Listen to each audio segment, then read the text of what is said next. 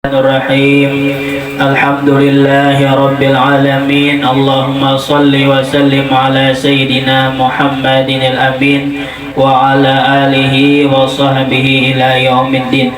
Subhanaka la ilma lana illa ma 'allamtana innaka antal alimul hakim. Wa la hawla wa la quwwata illa billahil aliyyil azim al-azizil alim. Adada kulli harfin kataba wa yuktabu abadal abidin wa dahra dahirin.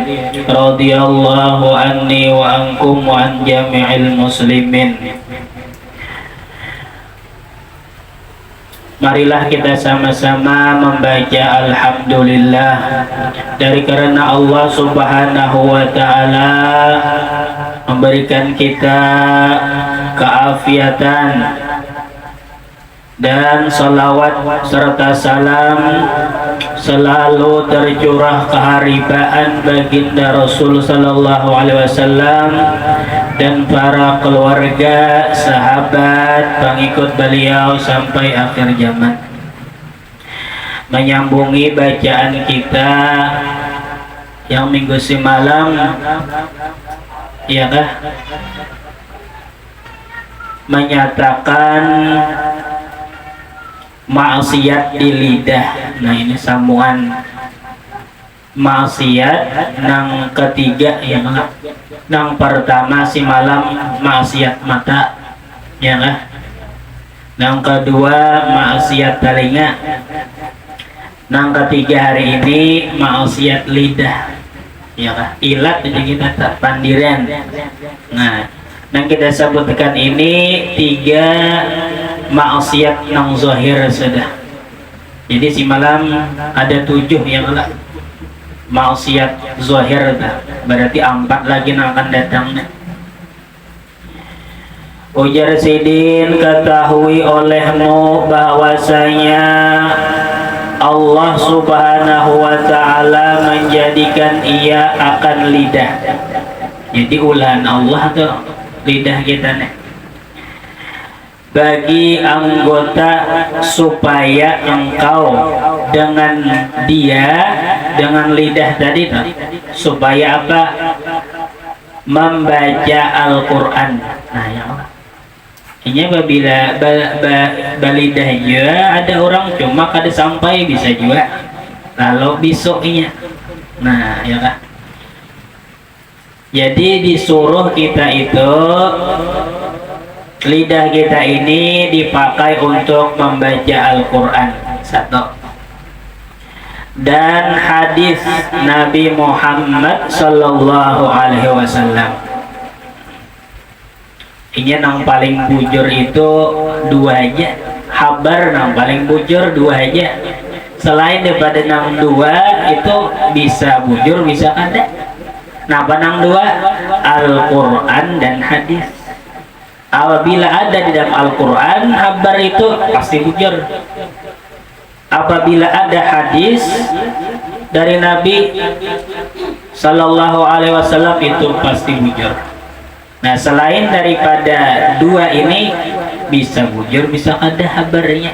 Nah, jadi jangan sampai kita ragu apabila ada mendengar dari Al-Quran ya, atau dari hadis Nabi sallallahu alaihi wasallam. Nah, itu pasti bujur. Nah, jadi kita disuruh oleh Allah subhanahu wa ta'ala yang pertama membaca Quran dengan lidah kita. Esok kamarian nih membaca Quran, sudah ranjak aja diulangi keutamaan orang-orang yang membaca Quran enggak. Jadi jangan sampai lidah kita ini sehari itu kadada membaca Quran. Nah, jangan sampai itu kadada membaca Quran. Dan segala zikir, arti zikir si malam sesuatu yang mengatakan kita lawan Allah Ta'ala, itu disebut zikir. Nah, jadi zikir apa yang maulah kita ingat lawan Allah, apa-apa aja yang maulah kita ingat lawan Allah, itu ngarannya zikir. Jadi kita disuruh lidah kita ini banyak-banyak berzikir lawan Allah Ta'ala. tanda kita mensyukuri nikmat Allah Subhanahu wa taala. Nah, apalagi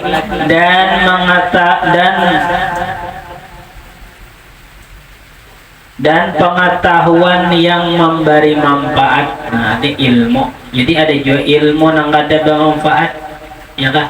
Nah, ilmu yang kada bermanfaat itu ilmu yang apabila kita mengaji ilmu itu kada menambah takutan lawan Allah Ta'ala. Nah, itu ilmu yang kada bermanfaat. Arti ilmu yang bermanfaat, ilmu yang maulah kita takutan lawan Allah Ta'ala. Nah, jadi apabila ilmu itu saban kita kaji, ya kah, saban kita tubuli nuntutnya, tambah kita takutan lawan Allah Ta'ala. Nah, itu nangarnya ilmu nang manfaat.